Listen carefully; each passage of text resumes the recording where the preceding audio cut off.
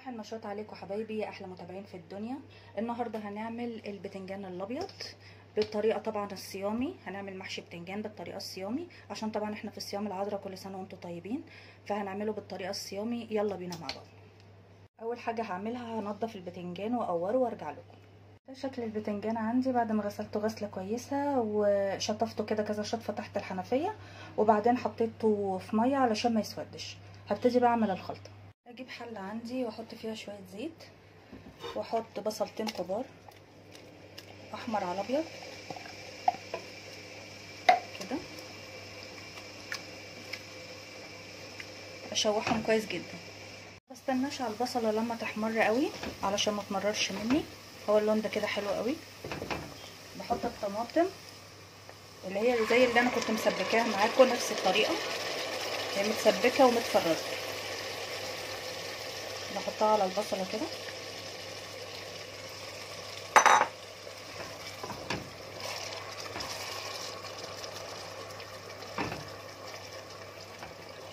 واسيبها تاخد غلوتين. هي كده خلاص الطماطم اتسبكت مع البصله زي ما انتم شايفين اهو.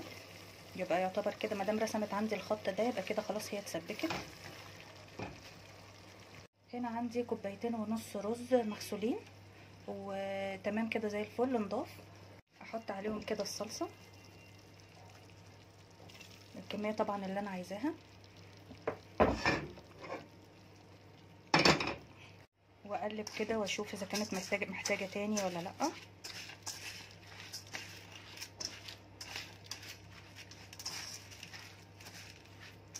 هي ولا محتاجه صلصه اللي هي العلب ولا محتاجه اي حاجه. القطبه حلوه ولونها حلو،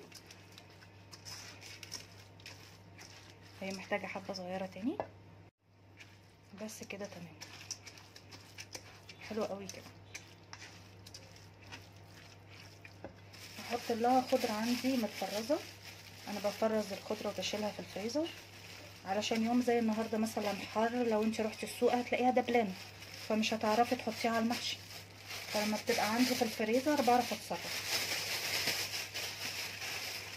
وهي مجمده كده احطها افككها من بعض كده.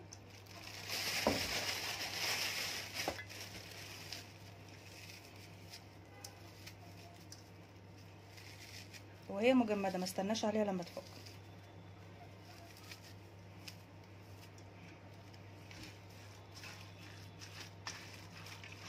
هي طبعا الخلطه سخنه فهتلاقوها فكت على طول.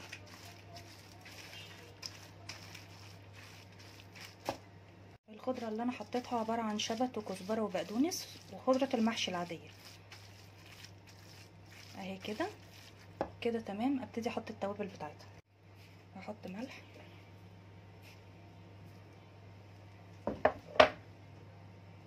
فلفل اسود،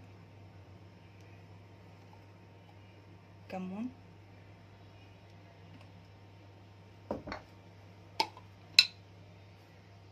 كزبره،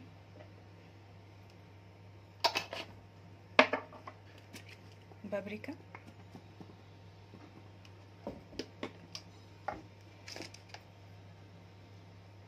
سبع بهارات،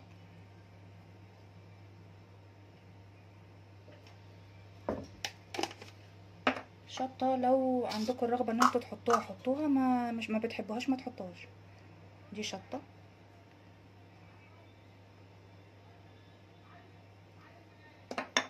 بس كده. دي التوابل بتاعت المحشي.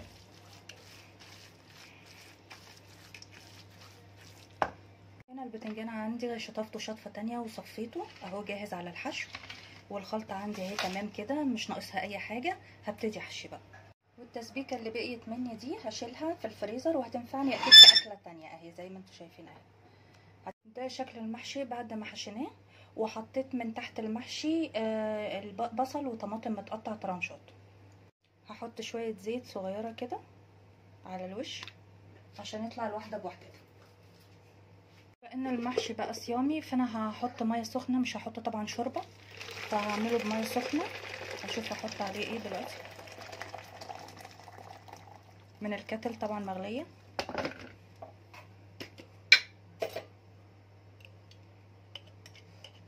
هحط نص معلقه صلصه هدوبها كده تدي لون حلو للمحشي. هحط ملح، شوية كمون،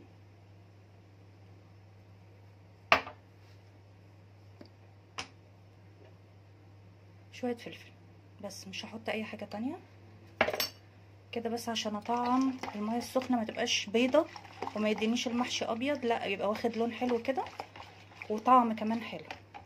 الصلصة بتديله طعم حلو. بصراحة ما بحبش استعمل مرقة الخضروات ولا مرقة الدجاج في الفطار ولا مرقة الخضروات في الصيام، بحب الحاجة طبيعي كده.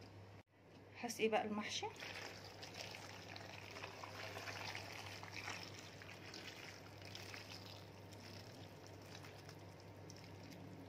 بس كده، واسيبه بقى يستوي على مهله وعلى نار هاديه.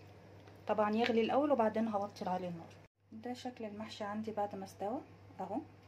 تعالوا نشوف سواه من جوه مع بعض اهو. بصوا طري ازاي، وسوى الرز من جوه الواحده بوحدتها. ده الشكل النهائي لطبقنا النهارده. يا رب الوصفه تكون عجبتكم.